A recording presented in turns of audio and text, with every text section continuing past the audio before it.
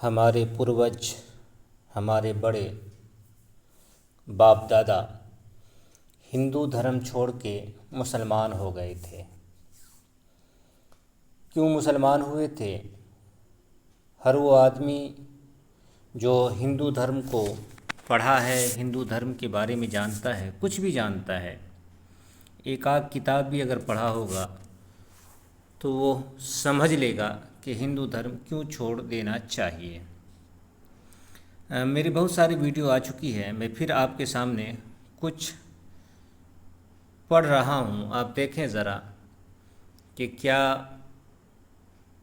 इसके बाद भी हिंदू धर्म में रहा जा सकता है। वैसे तो मेरी 50 से ऊपर वीडियो इसी नाम से आई है, उसके बावजूद आप देखें कि क्या हिंदू धर्म में रहना मुनासिब है। कोई अक्लमंद आदमी हिंदू धर्म में रह सकता है। अब देखें, मैं पढ़ रहा हूँ, आप सुने। ये है लिखित स्मृति। इसमें ज़्यादातर पिंड दान के बारे में, मरने के बाद जो श्राद्ध वगैरह पिंड है उसके बारे में बात आई है। ज़्यादा बातें वो उसी बारे में है, लेकिन कुछ बात काम की भी है, वो आप देख लें। यहाँ लिखा है कि यदि एक दिन के लिए भी शुभ जल को, शुभ बोलते हैं कि पाक साफ सुथरा को, शुभ जल को गायों के पीने के लिए धरती पर स्थित कर दिया जाए, और ऐसे जिस जल में गाय अपनी प्यास को बुझा लेती है तो वो 7 पीढ़ियों को तार देता है। तो अब यहाँ देखें आप कि सिर्फ गाय के बारे में ये बात आई है। माने कि अगर दिल के अंदर प्यार है, मोहब्बत है, तो सारे जानवरों के लिए होनी चाहिए। सिर्फ गाय के बारे में ये बात आई है।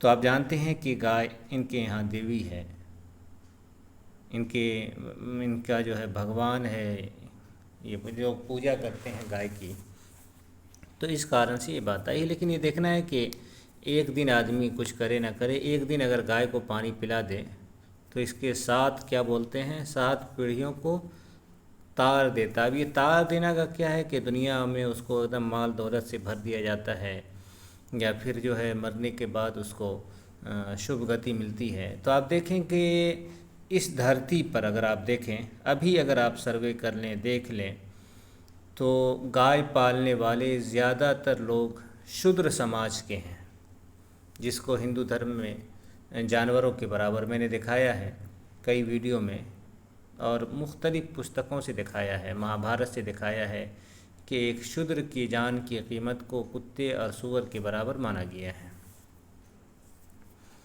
तो अब यहाँ देखें आप, ये बात आई है, तो आप दोनों ही ले सकते हैं। तो ये जो गाय पालने वाले लोग हैं, ये शूद्र समाज के लोग हैं, जिनकी हालत जैसी थी वैसी अब भी है।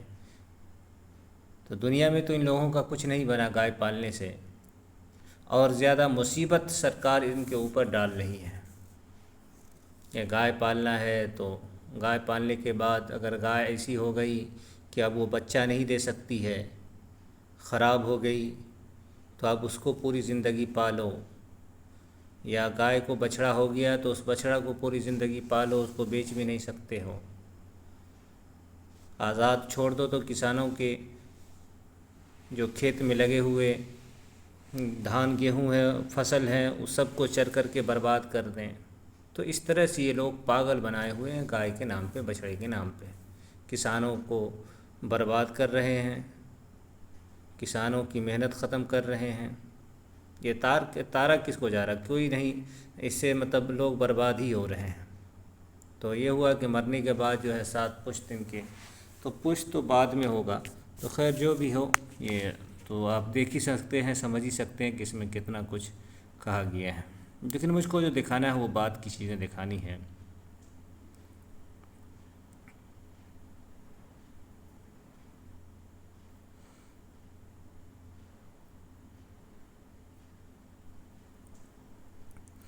यहाँ देखें, 2 तरह के काम बताया गया है।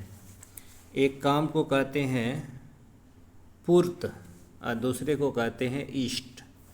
तो पूर्त काम में क्या बताया है कि जीर्ण, बावली, कुएं, तालाब और देवालियों का जो उद्धार करता है वो मनुष्य पूर्त के फल को प्राप्त करता है। और यहाँ आगे है कि अग्निहोत्र, तप, सत्य, वेदों की रक्षा, अतिथि यज्ञ और वैश्य देवयज्ञ ये सब इष्ट कहलाते हैं। अब देखने वाली बात इससे नीचे की है, देखने वाली चीज़ इससे नीचे की है। यहाँ देखिए क्या लिखा है, फिर मैं एक चीज़ आपको गज़ब की दिखाऊंगा कि लोग ब्राह्मण आज के दौर में किस तरह से बेवकूफ़ बना रहे हैं। यहाँ लिखा है देखिए, इष्ट और पुर्त दिवजों का सामान्य धर्म कहा गया है। शूद्र पुर्त धर्म का ही अधिकारी है, वैदिक का नहीं। शूद्र पुर्त धर्म का ही अधिकारी है, वैदिक का नहीं। और इष्ट और पुर्त यानी दिव्य दोनों कर्म करेगा और शूद्र एक कर्म करेगा, वैदिक कर्म नहीं कर सकता है। आप ऊपर देख चुके हैं कि इष्ट कौन सा है काम, अग्निहोत्र। अग्निहोत्र का मतलब हो गया कि वो जो आग जला करके जो काम किए जाते हैं, ब्याह शादी वगैरह बहुत सारे इनके सारे काम जो है इसी से होता है। उसके बाद देखिए तप, जिसको तपस्या करते हैं। मैंने अभी इससे पहले एक वीडियो डाला था जिसमें राम जी शंभुक का वध कर देते हैं तपस्या करने के कारण। तो ये तप भी जो है शूद्र का काम नहीं है, ये सत्य। अब सत्य से क्या कहा गया है, क्योंकि सच बोलना तो सबके लिए है, खैर इसको रहने दें। आगे है कि वेदों की रक्षा, अतिथि यज्ञ और वैश्वदेव यज्ञ ये सब इष्ट कहलाते हैं। तो इससे नीचे जो हमको दिखाना है, जो यहाँ लिखा हुआ है कि इष्ट कर्म और पुर्त ये दिवजों के लिए है और शूद्र सिर्फ पुर्त धर्म का भी पालन करेगा, अधिकारी है, वैदिक का नहीं। तो ये इष्ट को वैदिक काम बताया है। तो ये इसका मतलब ये हुआ कि वैदिक कर्म वो शूद्र नहीं कर सकता है। अब आप यहाँ देखें, इसको इस शक्ल को देखें, अगर आप पहचानते हो तो ये है अश्विनी उपाध्याय, ये हाई कोर्ट के वकील हैं और इनका बड़ा चैनल है यूट्यूब पे, फेसबुक पे, ट्विटर पे हमेशा लगे रहते हैं। ये इस पागल को देखें कि ये क्या कह रहा है कि वैदिक शिक्षा ही विश्व को बचा सकती है, दुनिया को वैदिक शिक्षा। जबकि खुद मैंने दिखाया है कई वीडियो के अंदर कि और कई धर्म ग्रंथों के अंदर ये बात लिखी है कि वेद के श्लोक यानी मंत्र जो अल्फाज वेद के हैं वो अगर शूद्र सुन ले या महिला सुन ले, महिला की सुनने पर बताया है कि वो लगभग मैंने हिसाब लगाया था तो लगभग 5 अरब साल बनते हैं कि उतने साल तक वो महिला नरक में जलेगी। इसी तरह से शूद्र के बारे में क्या, तो वो तो शूद्र के बारे में नरक तो है ही, और दुनिया में ये है कि अगर शूद्र वेद के मंत्र सुन ले तो शीशा पिघला के कान में डाला जाएगा, अगर ज़बान से पढ़ ले तो उसकी ज़बान काट दी जाएगी, और अगर याद कर ले तो उस शूद्र के 2 टुकड़े कर दिए जाए, उसके जिस्म को काट दिया जाए। तो ये चीज़ें होती थी जब मुसलमान इस देश में नहीं थे। जब हिंदुओं का राज था या जहाँ हिंदुओं का राज था तो वहाँ शूद्रों के साथ ये कुछ होता था, और कई वीडियो इसके ऊपर हैं। तो अब यहाँ देखें कि ये बता रहा है कि विश्व को वैदिक शिक्षा बचा सकती है। अब यहाँ देखें, शूद्र तो हिंदू है, चौथे नंबर का हिंदू है, जिसके बारे में नाक कान काटने की बात है। उससे नीचे दलित है, चांडाल है, अंत्यज है, और भी बहुत सारे हैं। उसके बाद मलेच्छ आता है, कई अनजान नाम भी आते हैं। जैसे अगर कोई ब्राह्मणी लड़की हो और दलित लड़का हो तो उससे जो बच्चा पैदा हो तो वो किस कैटेगरी में जाएगा। तो बहुत सारा अनुसारों के बाद जो है मलेच्छ की बात आती है, जो विश्व में है, हिंदुस्तान से बाहर जितने लोग हैं वो मलेच्छ हैं। तो ये ब्राह्मण, पंडित, धोखाबाज, मक्कार, धर्म के नाम पे धंधा करने वाला, क्या कहा जाए, खुद बात समझ से। अब ज़रा देखिए, मैंने जो दिखाया है कि शूद्र वैदिक काम का अधिकार शूद्र को नहीं है। ये जो नीचे बात लिखी हुई है कि शूद्र को वैदिक कर्म करने का अधिकारी नहीं है, ये बात 50 जगहों पे अगर मैं तलाश करूं कहाँ कहाँ लिखा है तो धर्मशास्त्रों में 100 से ज़्यादा जगहों पे ये बात आपको मिल जाएगी कि वैदिक, बल्कि 100 क्या कि हज़ारों जगहों पे ये बात मिलेगी। तो इतनी मशहूर चीज़ ये है कि शूद्र को वेद के अंदर जो बातें बताई हुई हैं गई हैं, जो कुछ है उसके मुताबिक चलने का अधिकार नहीं है। शूद्र के लिए सिर्फ एक काम है और वह ग़ुलामी का। और ये क्या बोलें इसको, तो खैर गंदे अल्फाज बोलने की आदत नहीं है और ज़बान से निकालता नहीं हूँ, लेकिन आप ज़रा देखें कि ये क्या कह रहा है और धर्मशास्त्रों में हज़ारों जगहों पे क्या कुछ लिखा हुआ है। अब फिर लगता है यहाँ से वो बात चली आई है जो मैंने कहा था कि इस पुस्तक में ज़्यादातर शरात के बारे में, जो मरने के बाद जो क्रियाक्रम होता है उसके बारे में, तो फिर यहाँ से वो बातें आ रही हैं। इसके अंदर भी कुछ बातें हैं, आप ज़रा देख लें। देखिए यहाँ लिखा है कि मनुष्य की अस्थि जब तक गंगा के जलों में स्थित रहती है उतने ही 1000 वर्षों तक वो मनुष्य स्वर्गलोक में महानता को प्राप्त होता है। अब सिर्फ इतनी सी बात है कि मनुष्य की अस्थि या जला करके उसको गंगा में डाल दी है, उसके सारी दुनिया के पाप ख़त्म हो गए, वो अब स्वर्ग में चला गया है। अगर इस मंत्र को देखें तो इसमें क्या है कि दुनिया में कुछ भी करे लेकिन गंगा में उसकी अस्थि चली जाए, उसका जला हुआ राख चला जाए या उसको यूं ही गंगा में डाल दिया जाए, वो पड़ा रहे, तो इससे जो है वो स्वर्ग लोक में चला जाएगा। तो इसको आप क्या कर सकते हैं? मूर्ख बनाना, बेवकूफ़ बनाना, इसके अलावा आप क्या कर सकते हैं?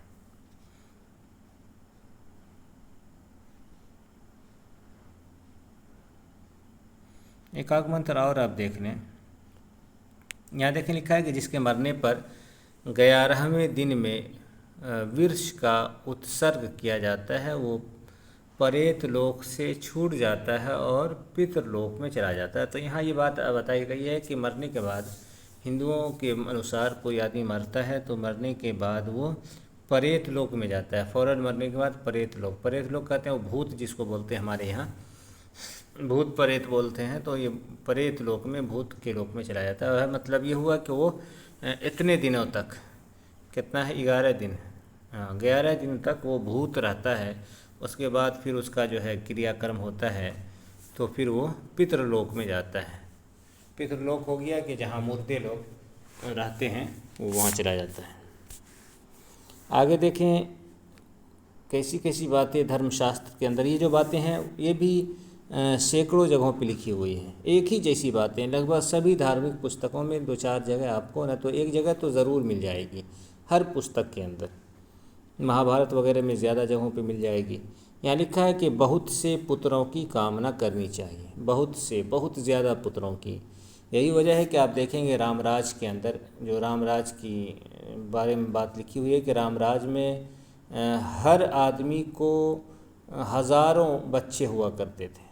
जितने भी लोग रामराज में रहते थे, 100-200 नहीं, हज़ारों बच्चे हुआ करते थे। तो यहाँ भी ये बात आई है कि बहुत से पुत्रों की कामना करनी चाहिए। अब देखें यही अश्वनी कुमार उपाध्याय, इसका आप देखेंगे तो ये सबसे ज़्यादा ज़ोर इसी पर देते हैं कि मतलब आबादी पे कंट्रोल किया जाए, रोका जाए, इसको रोका जाए। यहाँ धर्म ग्रंथ में क्या है कि बहुत से बच्चे पैदा करना चाहिए। तो क्या आप कह सकते हैं इस ब्राह्मण लुटेरे को?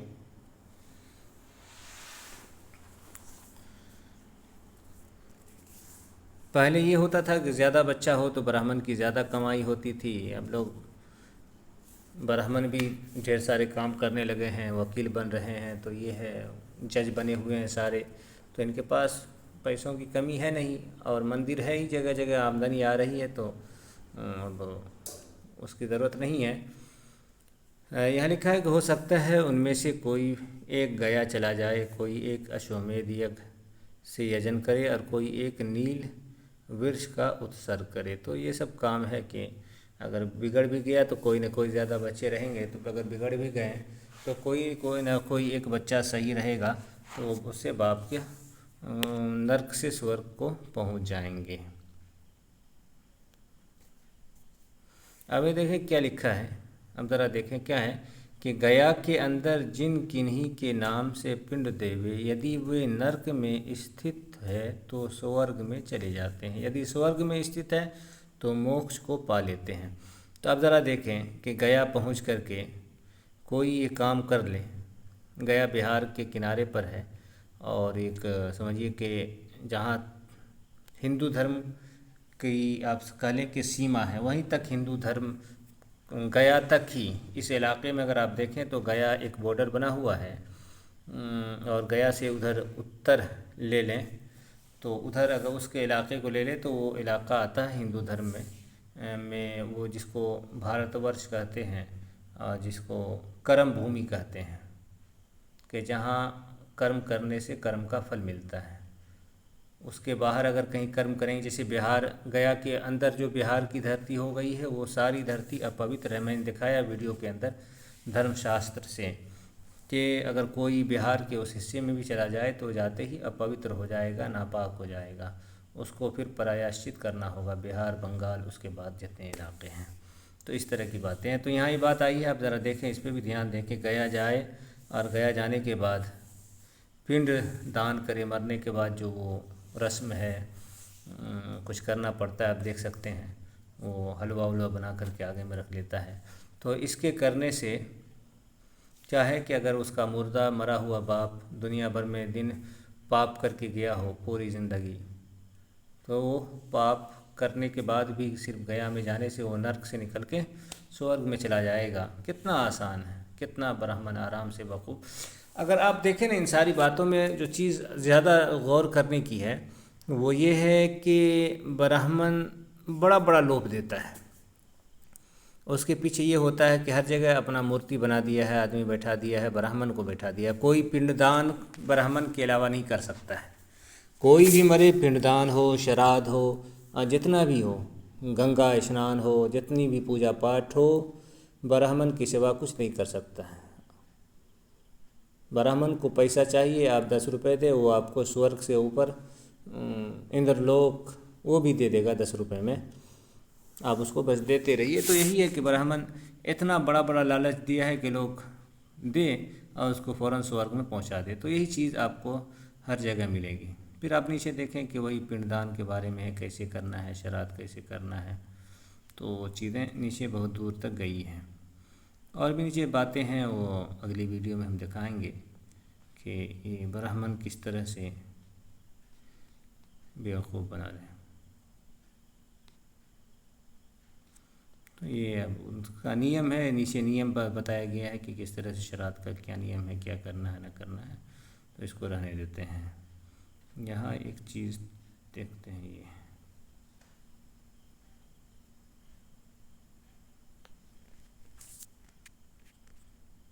अब यहाँ देखिए कि वैदिक अग्नि में यजन करने से वो स्वर्ग को प्राप्त करता है और लौकिक अग्नि में हवन करने से वो अपने पापों को धो डालता है। तो ये सब चीज़ें हैं कि इस तरह के काम करना है, ब्राह्मण करेगा, ब्राह्मण की आमदनी होगी और आप नरक और स्वर्ग का मज़ा लेंगे।